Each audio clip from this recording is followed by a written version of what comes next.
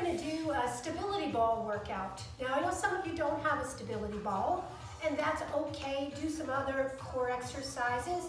A friend of mine, Laura, who's also a personal trainer, recommended an ottoman. She says she's used that with her clients at home. So we're going to use the ball. You be careful, make sure you're checking with your doctor, and please be careful of your back and make sure that you breathe. I have already warmed up. I've done cycling today, and I've also done some martial arts today. So we're going to do this core workout with you and throw on some good music. And here's my stability ball. There are different sizes. For most of you, either a 55 or 65 centimeter ball is appropriate. You can get them at Walmart, you can get them at Amazon. They're inexpensive. It's good to have them nice and blown up. Mine is not that blown up right now, but we're in the middle of some crazy stuff, and we can't find the little plug, so it's just fine. So we're going to start off with what I call ball handoffs. I'm going to begin by getting into my dead bug position, and then I'm going to make sure that the arch of my back is fully down. I'm going to grab this between my ankles. And so I start like so, and I'm going to pass the ball from my legs to my arms. So I'm going to go down, switch, and down. All the while making sure that I'm breathing. I'm squeezing the ball tight with both my legs and my arms to add a little bit of difficulty level. And I'm constantly thinking about that arch staying down. Some modifications that you can make is you can do this without the ball. You can also not go as low. So see where my legs are? I can modify by not going as low if you feel it too much in your back, or if the back is coming off of the ground. So we're going to do about 300 or 400 of these right now. Just kidding. And we'll just do a few more because we'll come back and do another round in a moment. And let's just do a couple more. And release. Good. So next, I'm going to go ahead and I'm going to sit on the ball. And I'm going to bring it down to where my lower back is on the ball. So I don't want to go way down right now. I want just the lower back. And level 1, your hands are here, here. Level 2, and level 3. So let's start with this level here. So what we're going to do is go down a little and up a little. Notice that the gap between my chin and my chest stays the same. It's not a neck exercise. So I'm contracting and pulling my core to my back and my back to my front. So I'm holding through, working that tight. Now when we put our hands out, that gives us a little bit extra help. And then when we put our hands behind our head, now the weight is back, so it makes it a little bit more difficult. Make sure you exhale on your way back, up, and keeping that gap, look at my elbows. So I'm not pulling on my neck or my head, I'm supporting it, and my elbows stay back. So you don't want to do this. We want to keep those elbows back, look up slightly, and we're doing that lovely crunch. I like the ball because it's really supporting my back right now, and I feel like I can work my core very hard without worrying about my back too much. So let's just do a few more of these. Let's do 4, 3, 2, and release. Good. Next, I'm going to do a plank on the ball. So far, all the exercises that we've done, you can really do without the ball, but it adds a little dimension. So I'm going to put my forearms on the ball and lift up into my plank. Now be careful, we're not too far up or too far down. I'm pushing away from the ball, and I'm not laying on the ball. Now, if I want to make it a little more difficult, I'm going to push the ball away from my feet and back in a little bit. Now, I really feel that in my lower back, in the middle back, in a good way. I can feel it really working Now, if you're new at this, just keep your plank and dare to go a little further as you get stronger. So let's do 4 more of these. 1, 2, 3, and 4. Beautiful. So we're going to do those 3 exercises again. So I'm going to start off with the pass-offs. So let's get into position. My arch is down, and here I go. I'm going to bring the ball down, and then between my legs. Tight, tight. Keep it nice and tight.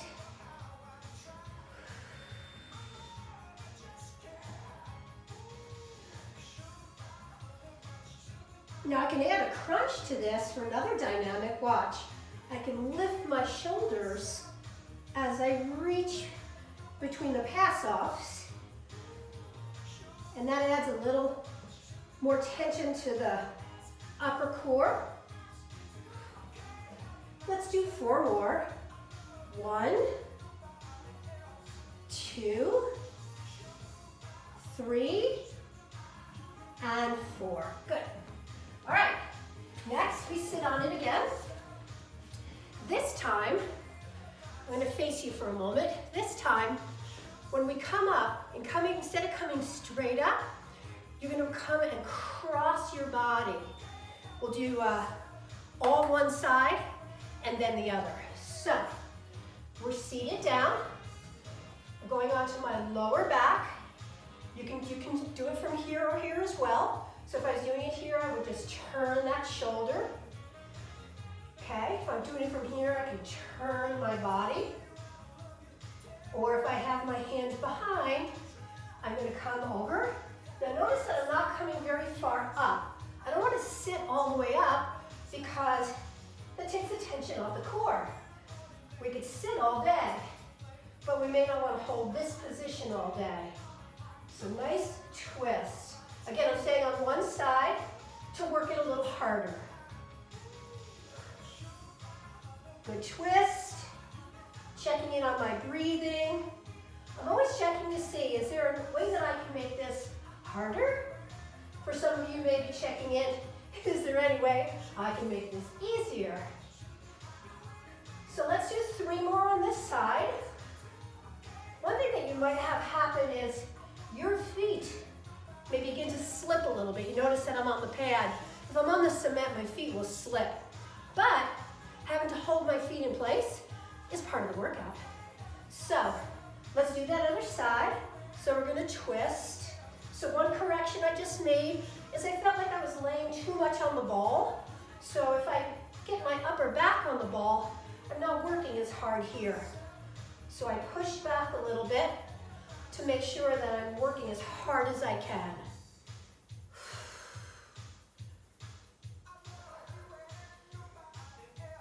Good, keep her going. We got a few more to go on this side. Try to keep it pretty even. Trying to count while I'm talking to you. Let's do 3 more.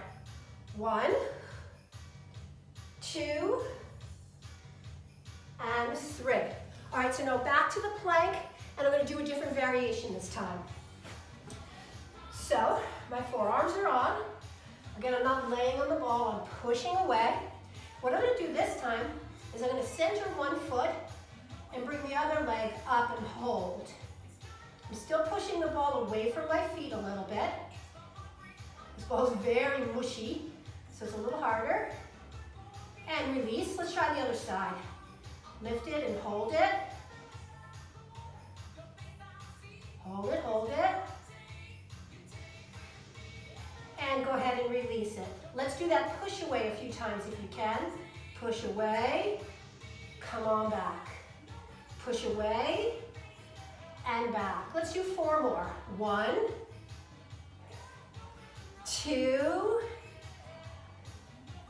3. Boy, I sure feel those working. 1 more, and 4. Good, I'm gonna take a little stretch now right here.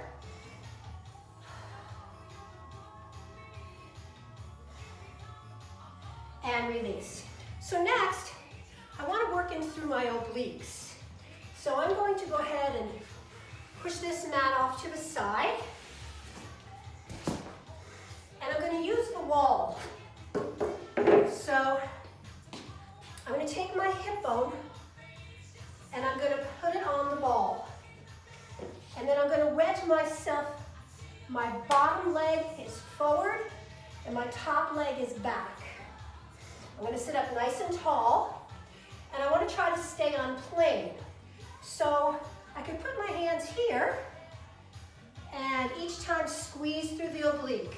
I'm going to choose to put my hands here, still staying on plane and doing a good squeeze. If these are easy for you, you can always add weight to this. So I'm squeezing in and working those obliques. Another way to make this a little harder is to extend my arm. So now I've got a longer lever arm, which makes it just a little bit harder. Give it a good squeeze. Again, don't come up too high. Let's go ahead and do 8 more of these. 1, 2, 3. Good, just 4 more.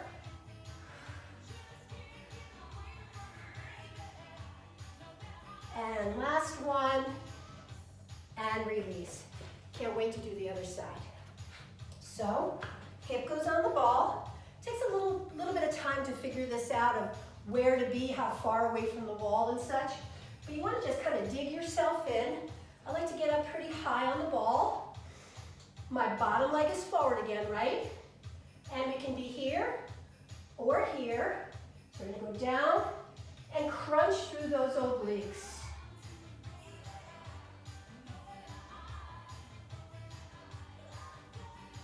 It's wonderful to take your mind, focus on the muscle that you're concentrating on, and actually squeeze it even more.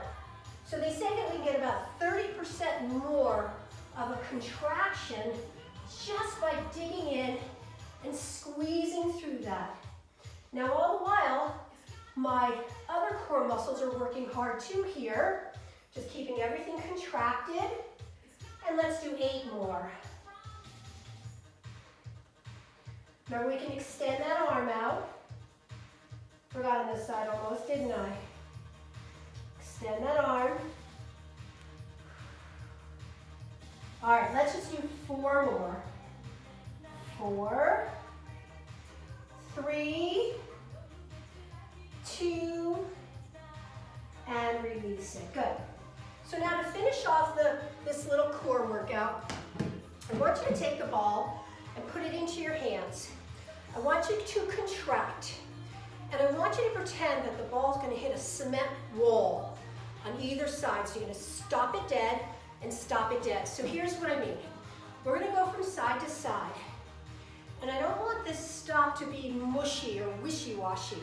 I want it to be like boom, boom. If you're a golfer or a martial artist or a tennis player, any kind of athlete, we know that the power comes from our hips. So I'm using my hips to turn the ball as quickly as I can. I'm squeezing at the same time.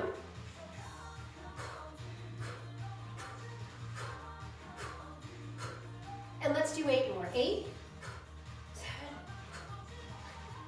It's hard to talk and do it at the same time. 4 more. 3, 2, 1. Good job. So, quick core, ball workout. Get yourself a ball. If there were 3 things that I think every little home gym should have, it'd be a ball, some dumbbells, and some of those difficult bands with the handles. So get yourself some bands, some dumbbells, and a ball, and you've got a lot of stuff you can do in your home gym. Thank you. Thank you for liking. Thank you all of you for watching, subscribing, watching them over and over again. And if there's a particular workout that you want to see that I haven't done yet, let me know, and we'll put it right into play. Thank you.